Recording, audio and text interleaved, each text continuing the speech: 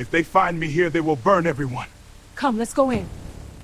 What if I told you that one of the most remarkable stories in history was almost erased from memory? Welcome to the Buried Tomes. Today's story begins with a moment so unexpected that it changed the course of several lives forever. At first, it seemed like an ordinary day. But before it was over, a decision would be made that no one saw coming, and the consequences would echo for years. Before we begin, tell us where you're watching from in the comments. We love seeing how far these forgotten stories travel. And if you enjoy hidden history, untold stories, and extraordinary moments from the past, subscribe to the Buried Tomes and join us on this journey through history's forgotten pages. Now, let's uncover the truth. By midnight, 3 men were missing in the Blackwater Marsh, and the 4th one was still out there. Deputy Samuel Pruitt had been riding those Louisiana marsh roads for 11 years. He had seen flood seasons swallow entire fields.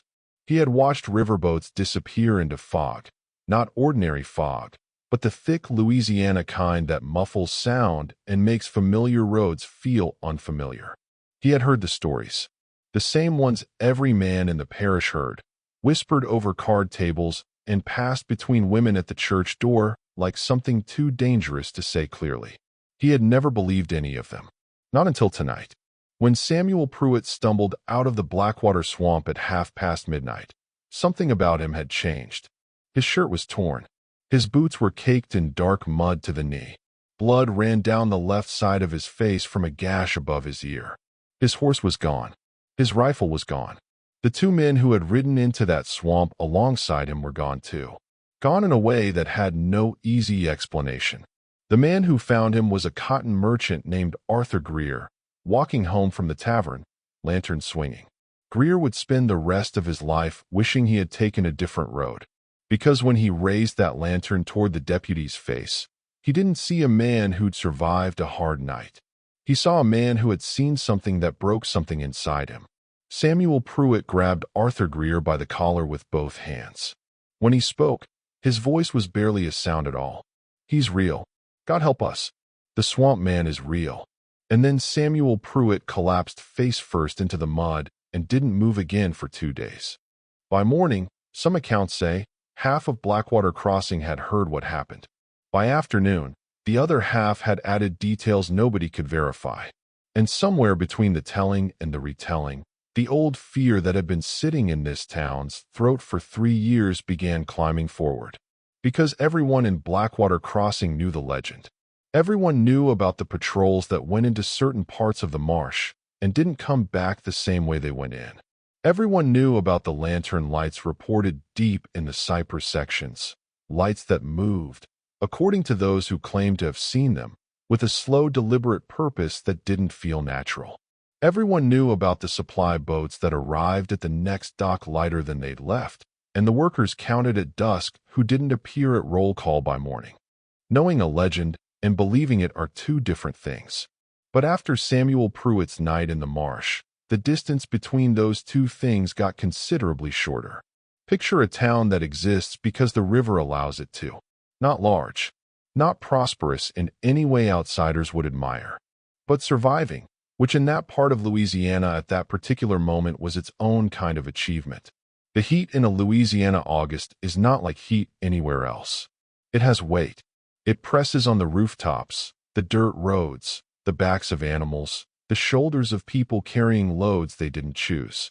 The air smells like river mud and something floral, and something rotting just beneath the floral. The insects are so constant that newcomers reportedly go 3 full days without noticing them, and then can never stop noticing them again. Blackwater Crossing had 3 things that mattered in 1858. The river, which meant trade. 2 large plantations on its eastern border, which meant money flowing upward toward the men who owned them. And a reputation. The reputation, things disappeared here. Workers, supplies, answers. This had reportedly been going on for 3 years. And the man behind it, according to plantation owners across 3 parishes, was a figure nobody had been able to describe consistently. River workers called him the Black Ferryman. Children in Blackwater Crossing simply called him the Swamp Man. Some later claimed he was enormous, moving through the deepest marsh sections with a silence that didn't seem human. Others whispered he was a former tracker, meaning he knew the land better than the men hunting him because he'd once hunted it for them. His actual name was Elijah Cross, but we'll get to Elijah Cross shortly. First, we need to talk about Margaret Callaway. Margaret Callaway. The most dangerous development in this story had nothing to do with the deputy who lost his composure on a dark Louisiana road. It had to do with a quiet widow who lived alone beside the river, and what she was hiding inside her home. Margaret Callaway was 38 years old in the summer of 1858. She operated a small ferry crossing on the river's western edge, a one-woman operation that had once been two people's business before her husband Daniel died 4 years earlier. The service didn't pay well, but it paid consistently, and consistency mattered to Margaret in a way prosperity never had. The town's opinion of her was complicated. Publicly, people respected her. She was quiet, reliable, attended church with enough regularity to avoid comment. But privately, neighbors noticed things. Her lanterns burned late on nights when the river was still. She bought supplies in quantities that didn't match a single woman living alone. Strange sounds came occasionally from the direction of her boat shed. What the town read as grief was actually something else entirely. Margaret was sharp, observant, and emotionally sealed. She noticed everything and revealed nothing. A specific skill that specific kinds of circumstances teach. She had a small wooden box hidden beneath her floorboards.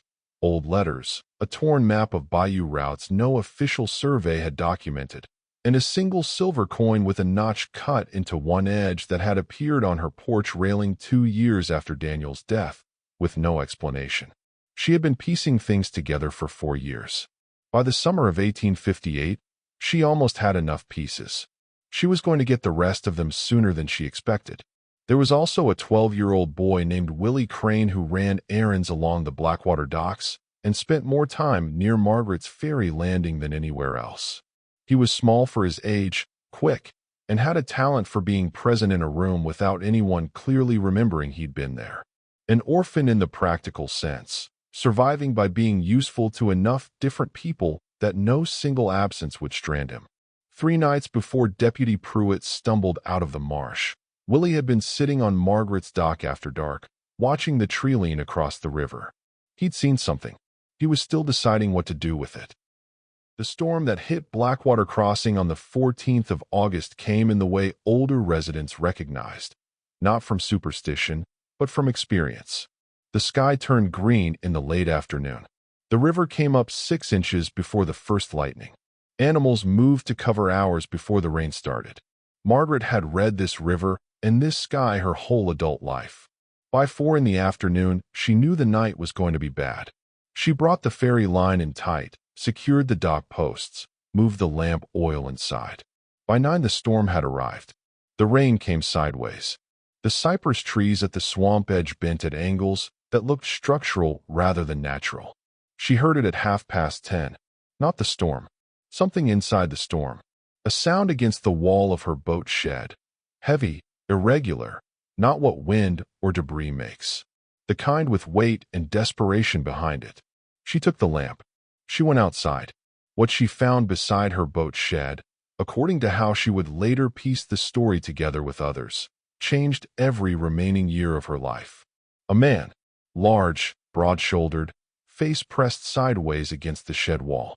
She could see the way he held one hand against his left side, the particular pressure of someone managing pain while trying to look like they aren't. She could see chain scars on his wrists, old but definitive, the kind that tells a history without additional words. She crouched down. His eyes opened. They looked at her with a calculation she recognized, the look of someone who has survived by reading strangers in the first seconds of meeting them. He said one sentence. "If they find me here, they will burn everyone." Not a plea, not a threat. A statement of fact from someone who understood the mechanics of the situation clearly. Margaret heard dogs in the distance. Not close. Not yet. She made her decision in about 4 seconds. "Can you walk?"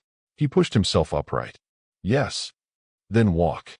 Inside the house, with the storm covering every sound, Margaret got her first clear look at the man half of Louisiana was hunting.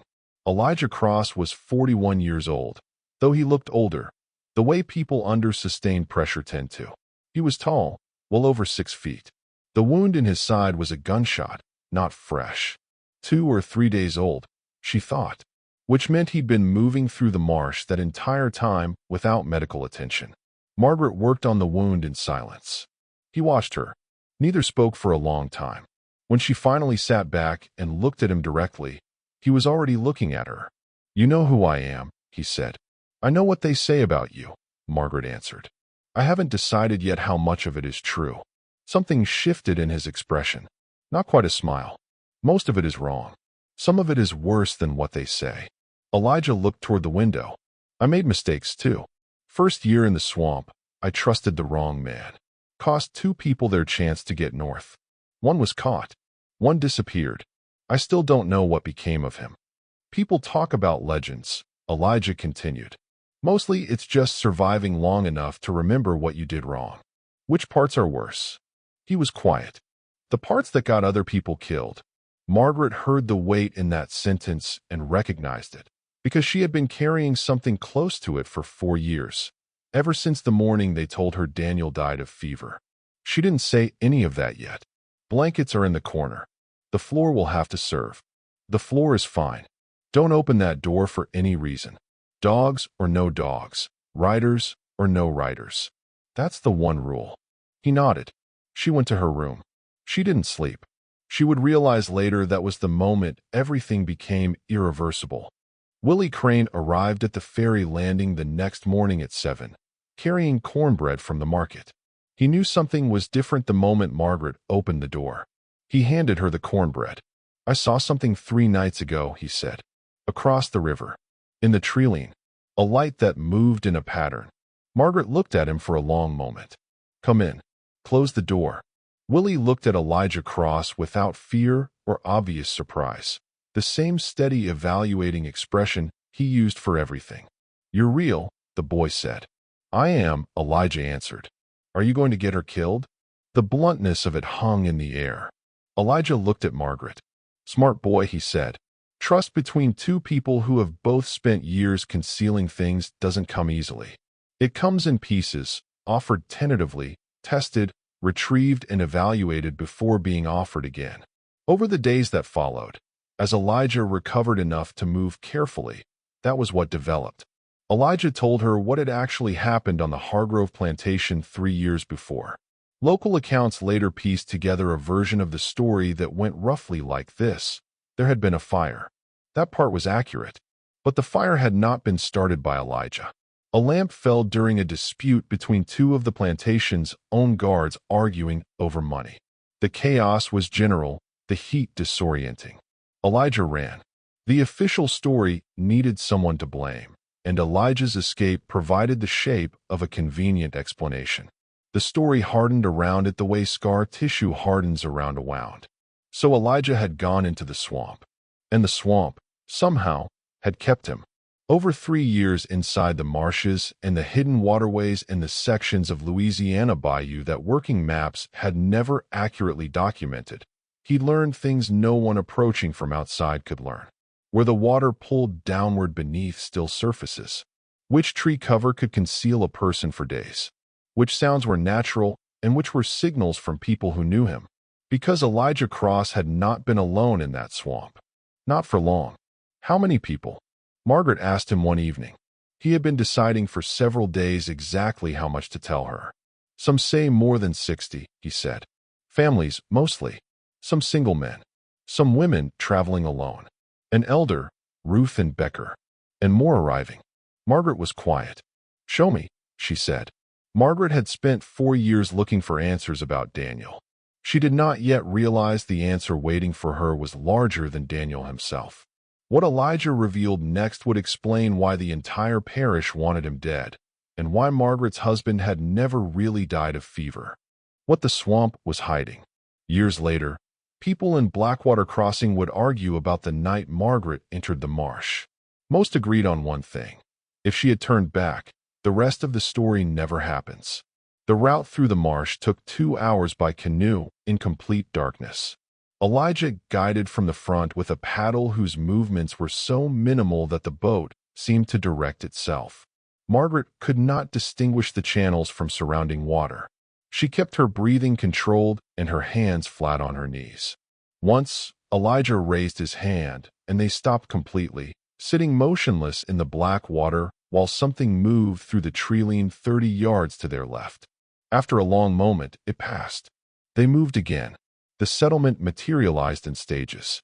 First a smell, wood smoke from carefully contained fires vented through dense tree canopy. Then sound, the specific acoustic of a human settlement, tools and voices, and children moving. Then light, warm and scattered, coming from multiple sources through a built environment whose full-scale Margaret was only beginning to understand. A figure was waiting when they pulled the canoe onto a mud bank. Ruth Becker was 72 years old and moved with the contained authority of someone who has decided that efficiency is the only language worth speaking. She looked at Margaret for a long moment. "The ferryman's wife," Ruth said. It was not a question. Something shifted inside Margaret's chest. "You know me? Daniel spoke about you," Ruth said. "Every time he came through. For 2 years before he died." 2 years, Margaret repeated. "He brought 3 families through in the first season. For in the second, he told us you didn't know. He believed keeping you out of it kept you safe." "He was wrong about that," Margaret said. "Yes," Ruth agreed. "He was." What Margaret Callaway learned in that settlement reorganized everything she thought she knew about her own life. Daniel had not died of fever. According to those present that night, he had been seen near the river road on an evening when he had no business being there, by one of Cornelius Hardgrove's men. The question that followed, pressed hard enough, produced an answer.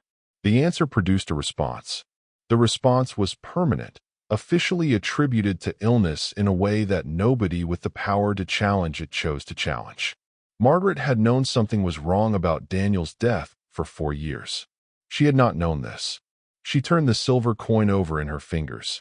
"Someone left this for me," she said to Elijah. "I left it," he said, 2 years ago. I needed to know whether Daniel had told you anything, whether you could be trusted. And then you dragged me through your door in a rainstorm," he said, which answered the question. But this revelation immediately raised the stakes. Because Cornelius Hardgrove had just hired a man named Fletcher Holt. Holt was not a plantation owner, not a local official. He tracked people for a living, with the methodical patience of someone who understood that most investigations fail because of impatience rather than lack of evidence. He identified variables. He mapped relationships. He followed small trails that other people's eagerness had caused them to abandon. He had been in Blackwater Crossing for 4 days. He had already identified several people connected to waterway activity near the parish. His most recent report to Hardgrove mentioned Margaret Callaway by name. Cornelius Hardgrove came to Margaret's ferry landing on a Tuesday morning without announcement. Men like Hardgrove rarely raised their voices. They didn't need to. He was 54, lean and deliberate, with pale eyes that moved over things the way an appraiser's do. Everything reduced, quietly, to its value or its threat. He made small conversation about river levels. He mentioned the ferry service was an important community resource. He asked, with apparent casual curiosity, whether Margaret had noticed unusual boat traffic recently. Margaret answered each question with the careful honesty of someone establishing a baseline. She mentioned a supply boat 2 days late. She noted the storm had disrupted patterns. She looked Hardgrove in the eye with the steady, slightly guarded expression of a woman who has learned that powerful men tend to underestimate quiet ones, and that there is something to be gained in letting them continue to do so. "Terrible business about Pruitt," Hardgrove said as he turned to go. "Man's not been right since that night." "No," Margaret agreed. "He hasn't." Hardgrove nodded thoughtfully and walked to his horse. Margaret stood on the dock and watched him go. Beneath her, under the dock boards, Elijah Cross lay completely still in shallow water, face turned sideways, breathing controlled, listening to the hoofbeats retreating up the road. He waited 30 seconds after they faded. "He knows," Elijah said.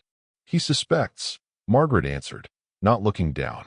There's a difference, and we have to use that difference as long as it lasts. There was also a deputy named George Finley, who was not a bad man. He'd been the parish's second-ranking officer for 6 years. He knew what the patrols were for and what happened to the people they caught, and he had known for a long time that knowing these things without acting made him complicit in a way he couldn't talk himself out of on quiet evenings. When Fletcher Holt arrived and began asking questions, Finley noticed they followed a pattern. Holt was looking for the system, and the system included Margaret Callaway in a way Holt was already beginning to understand. Finley couldn't act directly, but he could leave things. On the 12th day after Holt's arrival, his men intercepted Willie Crane on the river road. Willie said nothing about Elijah. He arrived at Margaret's door an hour later with his arm held carefully at his side, his expression doing the work of containment that experience had trained him to do. Margaret saw the bruises. She sat across from him and waited until he looked up. "They don't know anything," Willie said. "I kept it clean." "I know you did." Margaret looked at him carefully. "Willie, Elijah says there's a young man in the settlement who goes by Calvin Crane." Willie went very still. "I was told he was dead," Willie said. "He is not dead," Margaret said. Willie looked at the table for a long time. When he looked up, something had permanently shifted in his face. In the days that followed, Margaret and Elijah worked on several things at once. Willie tracked Fletcher Holt's investigation, moving through the market and the waterfront and the gaps between conversations, returning each evening with specific information about what Holt had asked and who had answered. They also began moving families out of the settlement, 1 or 2 at a time, using waterway routes that Elijah knew and Margaret was rapidly learning. And they found something unexpected. People were willing. A river worker named James Fordham, who controlled the boat schedule and could create windows and patrol timing. A woman named Cecilia Morse, who ran a boarding house on the North Road, whose cellar had never been searched in 20 years. An elderly farmer named Augustus Webb, who knew every and used field road in 3 parishes, offering the knowledge with no explanation other than a long look at Margaret's face that suggested he'd been waiting for someone to ask. These were not revolutionary people in any theatrical sense. They were ordinary people doing the specific, unglamorous work of keeping other people alive. Within 10 days, 23 people had been moved out of the settlement and onto routes heading north. But Fletcher Holt was not standing still. Cornelius Hardgrove had read Holt's latest report. He had made a decision. The night of August 26th began with no particular warning to outsiders. Margaret had been watching for 3 days, and she'd seen the signs the previous evening. She sent word through the dock system. Not written, nothing that could be intercepted. A lamp lit at a specific hour. A canoe pulled to a specific dock position. A particular knot tied around a particular post. The settlement knew. By the time Hardgrove rode out at midnight with 12 armed riders behind him and Fletcher Holt at his right hand, the settlement had been evacuating for 6 hours. What happened to those 12 riders in the Blackwater Marsh between midnight and dawn on August 27th is difficult to reconstruct because the men who survived it were not eager to document it officially. What follows is pieced together from later accounts, some conflicting, some embellished, all touched by the particular quality that stories acquire when people repeat them for years in low voices. Within 2 hours of entering the marsh, the riders had separated into 3 groups and lost contact with each other. The fog that night was the particular Louisiana kind, not atmospheric, but physical, a fog with weight that does things to sound and direction that people who haven't experienced it struggle to describe. 3 riders got turned around in a section Elijah had reportedly chosen specifically for its disorienting geometry, trees planted close and identically, water reflecting fog in ways that removed reliable reference points. Fletcher Holt, more careful than the riders around him, made it further in than anyone before his lantern illuminated a carved symbol on a cypress tree. Beyond the symbol, a channel disappearing into darkness. No sound, no movement. Holt stopped. He thought for a long time. He turned around. It would prove to be the most significant professional decision he would ever make. Cornelius Hardgrove was separated from both groups approximately 1 hour into the marsh. He was sitting on his horse in shallow water, lantern raised, when he heard movement behind him. Not an animal. Something deliberate, moving through water at the edge of his lantern's reach. He turned. Nothing visible. He turned back. Elijah Cross was standing in the water 10 feet in front of him. Hardgrove's horse stepped sideways. He controlled it. He looked at Elijah Cross across 10 feet of dark swamp water and said nothing. Elijah reached into his coat. Hardgrove's hand moved toward his rifle. Elijah held up a folded document. "Not a weapon," he said. "What is that?" "A sworn account of how Daniel Callaway died. 2 witnesses from your own plantation. Signed and delivered to a federal land office in New Orleans 3 days ago. Before tonight. Before any of this." Hardgrove stared at the document. Elijah placed it on the surface of the water between them. It floated for a moment. Hardgrove didn't reach for it. He understood. The violence that had protected his operation for 20 years had been documented and placed beyond his reach to suppress. Any additional violence would not clean the problem. It would only expand it. The strategy that had worked for 2 decades had encountered someone willing to pay a different kind of cost. Cornelius Hardgrove turned his horse around. He rode out of the marsh without looking back. One disoriented rider, trying to signal his position, set a torch to marsh grass he believed was isolated. It was not.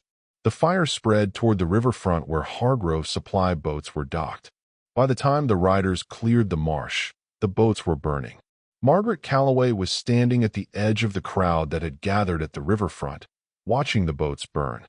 She had letters in her hand, letters from Daniel's hidden study, documenting specific involvement by specific named individuals in specific events over several years.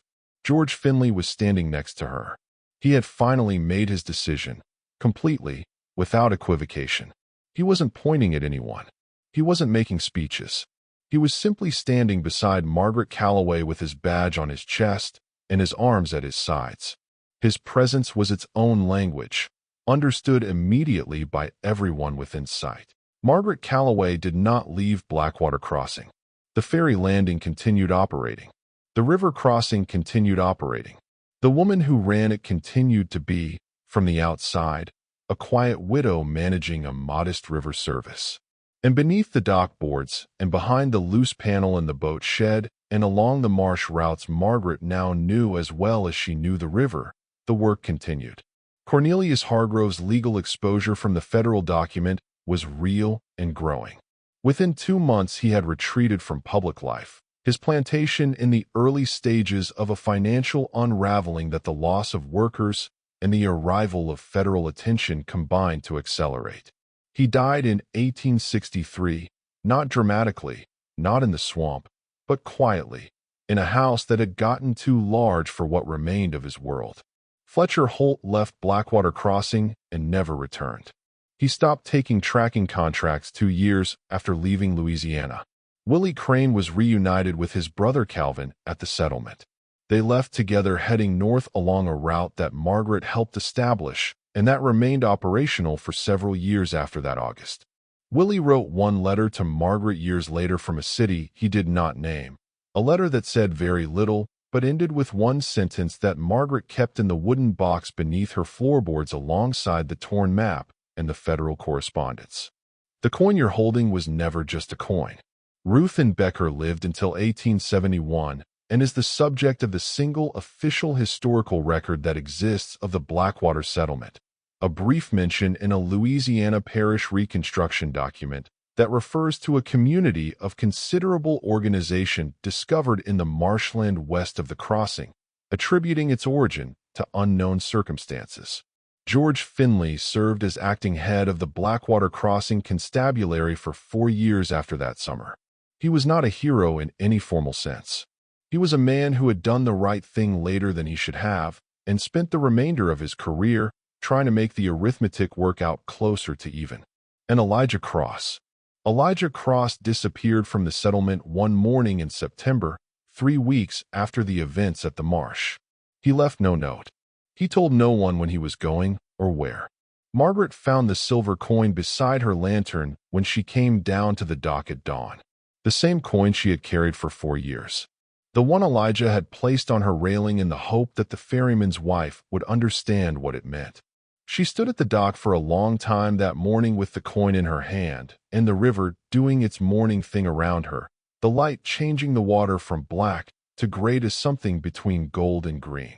Within the following year, the carved symbol that had appeared on Blackwater's dock posts and the cypress trees at the marsh entrance began appearing at documented intervals along a corridor running from central Louisiana north through Tennessee and into Kentucky and eventually further.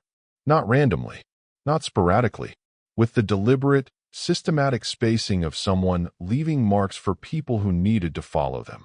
The symbol appeared for years, decades in some accounts, always along waterway corridors, always with the intimate knowledge of terrain that could only come from someone who had lived inside it rather than merely passed through. Riverboat travelers passing through Louisiana swamp country for years after 1858 reported something specific. On foggy nights, in the sections of marsh between Blackwater Crossing and the deeper bayou, a lantern sometimes appeared deep in the water channels, moving slowly, with purpose, not toward the boats, away from them, into the darkness at the water's edge where the cypress trees grew close and the maps showed nothing worth documenting. They never did stop looking for the marsh ghost. They searched for him in the wrong places, with the wrong tools, using the wrong understanding of what they were looking for. They were looking for a man. What they had made, without intending to, was something that cannot be found on a map or caught with a reward and a rifle. What they had made was a legend that belonged to the swamp, which meant it belonged to no one, and could be taken from no one.